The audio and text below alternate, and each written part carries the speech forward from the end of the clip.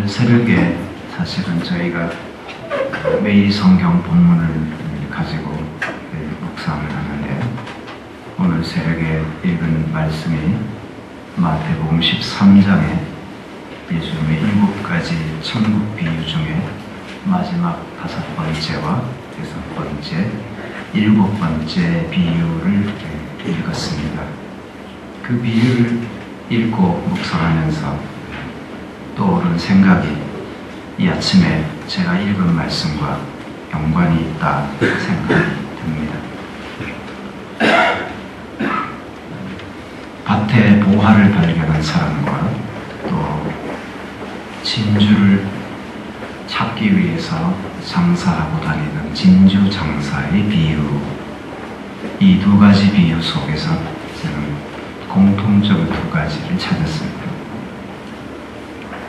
하나는 찾는다는 것이고, 또 하나는 귀한 것을 발견하고 그리고 난 후에 자기 모든 것을 내려놓는다는 것이죠.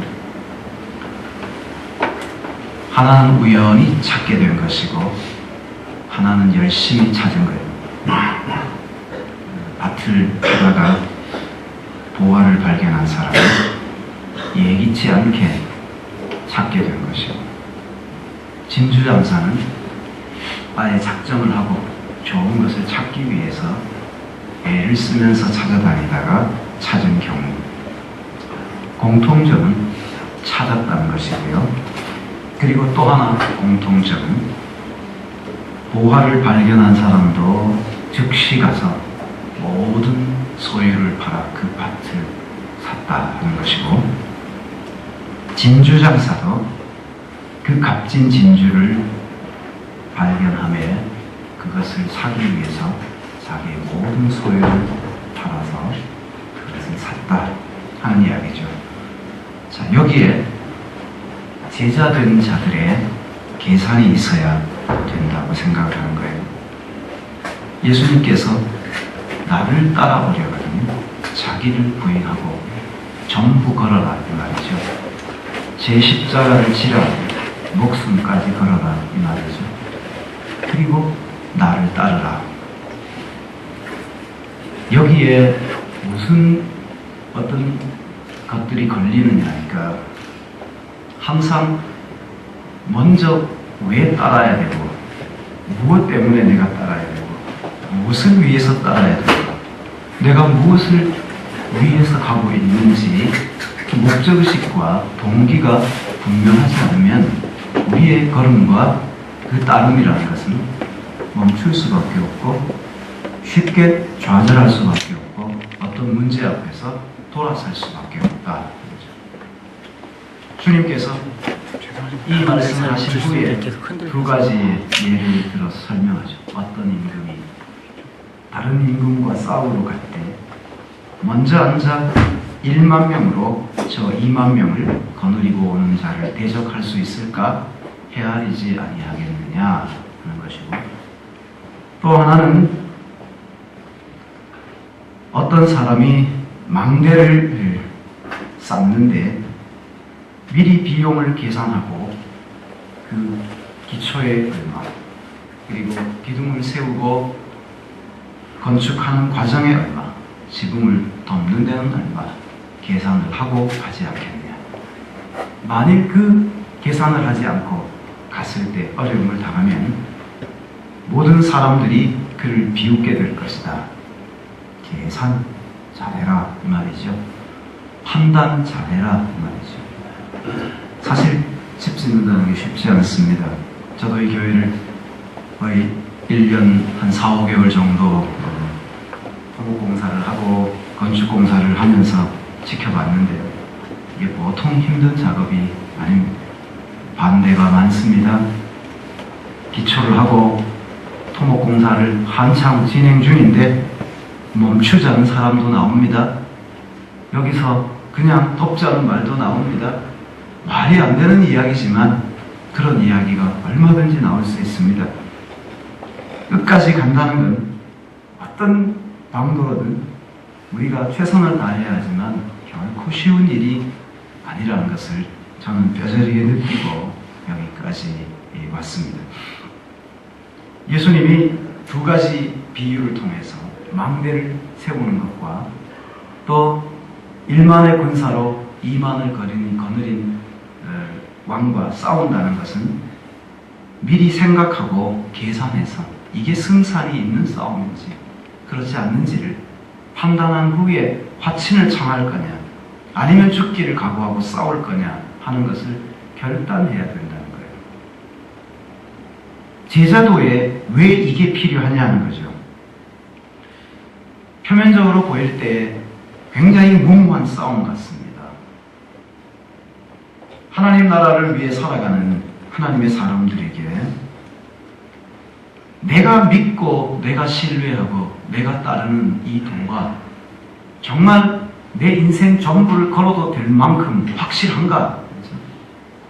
내가 확실하고 있는 이 진리가 내 모든 것을 내 맡겨도 괜찮겠는가 할 만큼 우리가 확신을 얻지 못한다면 이 길을 갈 때 쉽게 좌절할 수밖에 없을 것이라는 생각이 드는 것입니다. 그러나 주님이 우리에게 말씀하시지요. 끊임없이 소망을 말씀해 주시고 끊임없이 주께서 이 세상과 비교할 수 없는 것을 우리에게 말씀해 주신 거죠. 다시 마태복음 13장으로 가서 두 가지 비유에서 한번 해보려고 합니다. 보화를 발견한 사람과 진주를 발견한 사람이 만일 그 보화가 내가 가지고 있는 어떤 것보다 조금 더 나은 가치, 진주도 내가 이미 샀던 다른 진주보다 조금 나은 가치, 그런 정도라면 그 진주를 사고 그 보화가 묻혀있는 밭을 사는 데는 갈등이 생길 거예요. 내 모든 것을 올인해도 좋을까? 내 모든 것을 여기에다가 쏟아부어도 괜찮을까 하는 갈등이 생기는 거예요. 그런데 주님이 비유로 설명하신 데는 그런 갈등이 전혀 보이지 않아요. 여지없이 모든 것을 거기다 걸었어요. 이것은 그 발견한 가치가 천국이 상대적인 가치가 아니라는 걸 보여주는 거죠. 비교의 대상이 아니라는 거죠. 내가 지금 소유하고 있는 것과 내가 지금 소유할 그것, 내가 지금 소유하고 있는 것과 내가 발견한 정말 값진 진주와는 이건 비교의 대상이 아니라는 거죠. 여지없이 모든 것을 내려놓는다는 것입니다. 제자가 그리스도를 따르고 또 하나님 나라를 소유한 자가 그리스도를 따라갈 때 이런 확신이 없고 이런 것에 대한 확증이 없이 따라가게 되면 역시 상대적인 가치에 눌려서 세상에 더 좋은 것이 오면 거기에 기웃거리게 되고 좀 더 관심이 갈 만한 것들이 내 앞에 주어지면 거기에 기웃거릴 수밖에 없지 않겠어요. 명예, 정치, 목사님들 참 정치 좋아합니다. 뭐 그렇게 거기에 목숨을 거는지 모르겠는데요. 그렇게 명예, 어떤 위치, 아니면 재물, 또 세상에서 소중히 여기는 어떤 가치들이 이제는 교회 안에 들어와서 이미 자리를 잡고 있는 이런 현실을 우리가 지금 살고 있죠. 그래서 세상에 귀한 건 이미 교회에서도 귀한 게 되어버렸습니다. 세상에서 비천한 건 교회에서도 이미 비천한 게 되어버렸습니다. 복음이 남녀노소 빈부귀천의 구별이 없는 모든 사람에게 동일한 것이라고 말을 하는데 이미 교회가 세속화되어지는 세상이 귀하게 여기고 소중히 여기는 것을 교회도 소중히 여깁니다. 그래서 세상에서 존귀함을 입고 세상에서 존경받고 박수 받는 사람은 교회에서도 똑같이 그런 자리에 서게 되는 우리의 안타까운 현실을 부인할 수가 없는 거죠. 왜 그렇습니까? 이 가치가 하나님 앞에서 믿음으로 인해 얻은 이 고귀한 가치가 상대주의적인 것으로 자꾸 전락해버려요. 결코 상대주의적인 어떤 가치가 되어서는 안 되는데 이건 말 그대로 절대적인 거예요. 비교 불가능한 거예요. 어떤 것과도 비교할 수 없는 하나님이 우리에게 주신 엄청난 선물인데 이 귀한 것을 우리가 자꾸 비교하면서 가니까 조금 더 좋은 게 오면 이건 내가 잡아야 되나 하는 갈등이 생기죠.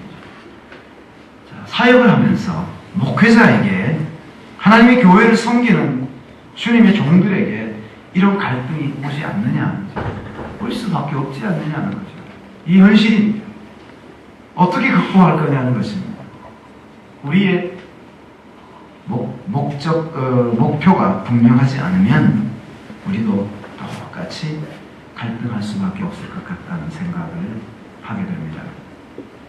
그래서 저는 우리 성도들에게 가끔씩 그런 이야기를 하고 이런 권면을 합니다. 우리보다 앞선 시대에 살았던 많은 신앙의 위인들, 그들의 어떤 바이오그래피, 자서전, 그것이 오토바이오그래피든 아니면 다른 사람이 쓴 전기든 그 전기를 좀 사서 읽어보면 좋겠다. 그럴 때 우리와 똑같은 성정을 가지고 살아가고 똑같이 육신을 입고 세상에 살면서 갈등을 겪고 했던 그들의 일들을 통해서 도전을 받고 교훈을 받을 수 있으니까 그런 책들을 좀 사서 읽어보면 좋겠다 하는 권면을 종종 합니다. 이것은 우리의 옛 일을 기억하게 하는 것이고 지나간 옛날 일들을 우리에게 생각나게 하는 것이니까 그들의 영상을 우리가 느낄 수 있기 때문에 도전이 되지 않겠는가 하는 생각을 하는 거죠.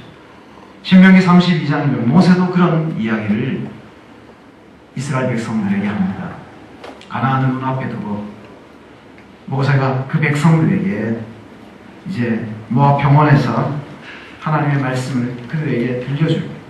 신명기 32장 7절에 가면 이런 말씀을 옛날을 기억하라. 연대를 생각하라. 내 아버지에게 물으라. 그가 네게 설명할 것이요.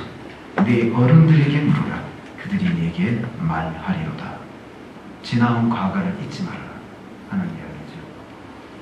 저는 아침에 나와 사무실에 앉아서 이 말씀을, 이 구절을 읽으면서 그런 생각을 했습니다. E.H. 카가 생각이 났습니다. 역사는 무엇인가? E.H. 카가 정의를 할 때 역사는 현재와 과거와의 끊임없는 대화 그랬습니다.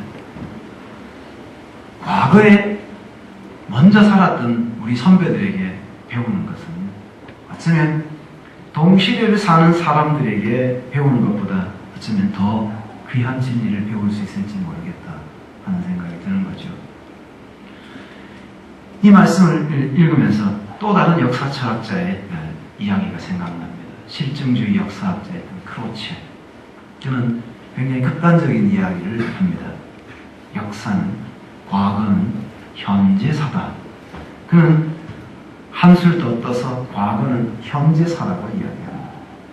그만큼 과거의 역사는 결코 과거 속에 매몰되어 있지 않는, 늘 살아서 우리에게 도전을 주고 우리에게 자극을 주고 우리가 걸어가야 될 길을 다시 한번 정하는데, 좌표를 설정하는데 지침을 주는 중요한 교훈이라는 것을 말하는 거죠.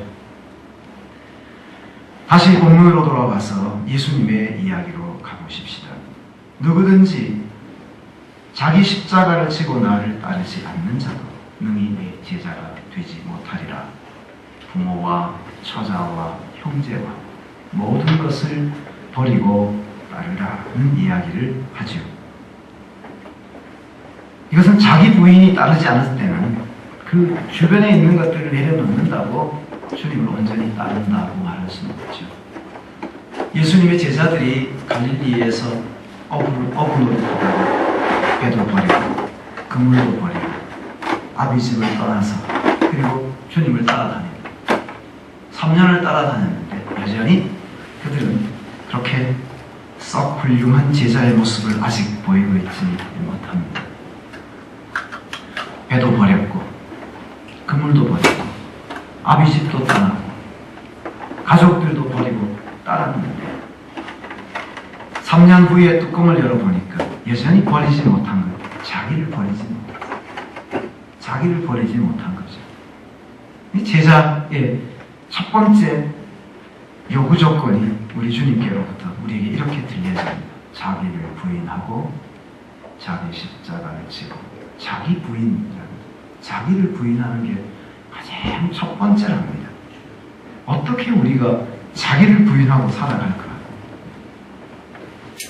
우리의 현실을 보고 현재 살아가는 동안에 우리 주변에 있는 성공하는 수많은 사람들을 보고 있는 한 자기 부인은 불가능합니다. 그렇지 않습니까? 그들처럼 되지 못해서 안달인데 어떻게 자기 부인을 할 수 있습니까? 그들처럼 살고 싶은데 어떻게 자기 부인이 됩니까? 성공한 목회자의 어떤 표상처럼 여겨지는 그런 것들을 자꾸 그리고 따라가고 어깨를 같이 하고 싶은데 자기 부인이 잘 안 됩니다. 그래서 지나간 시대의 사람들의 흔적들을 자꾸 찾으려고 하고 그들의 삶을 통해서 교훈으로 남겨놓았던 그들의 어떤 저널이나 아니면 전기나 아니면 그들의 글들을 통해서 자꾸 고백을 우리의 고백으로 삼아보려고 애를 쓰고 발버둥을 칩니다. 오늘 우리가 현실을 살면서 여전히 그리스도의 제자로 살아가기를 원한다면 계산을 잘해야 될 것 같습니다. 내가 소유한, 내가 지금 취하고 있는 이 가치, 우리가 추구하는 개혁주의라는 것이 소중하다는 것을 생각해야 되겠죠.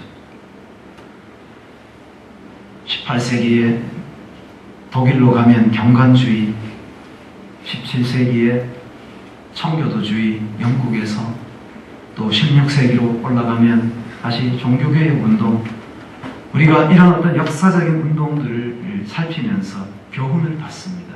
그러나 저는 그렇게 생각합니다. 그 속에 매몰되지 마라. 개혁주의는 매몰되는 게 아니다. 그렇죠?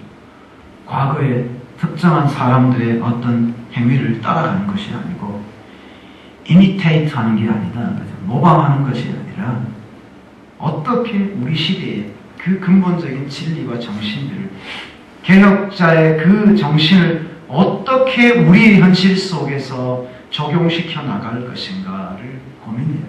이것은 굉장히 힘든 작업이라고 생각합니다.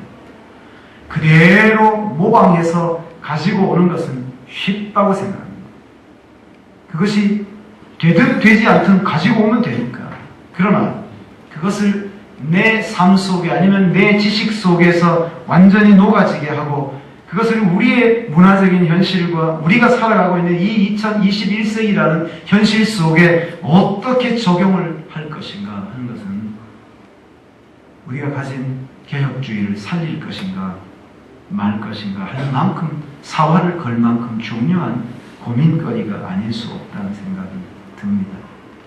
그러므로 우리가 하나님 앞에서 제자로 살아가려면 주님께서 우리에게 교훈하시고 가르쳐주신 이 근본적인 진리에서 시작하지 않으면 안 되겠다 하는 생각이 듭니다. 이 아침에 주님께서 우리의 귓전에 들려주시는 이 음성을 듣고 또 오늘 이 하루도 주님의 말씀과 교훈과 진리 앞에서 자신들을 다듬어가고 정돈하는 복된 아침이 되셨으면 좋겠습니다.